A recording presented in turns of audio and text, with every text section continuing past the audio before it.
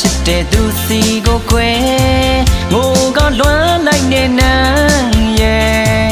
ကြွေမဆိုးလို့ရဲ့ပန်းကလေးရဲ့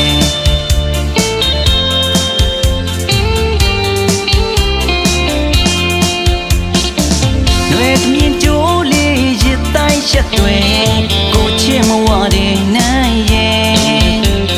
ဘယ်ရှိဘဝရေးစက်ကြောင့်တို့တွေ့ဆုံကကွယ်လက်ဖက်တော်တဲ့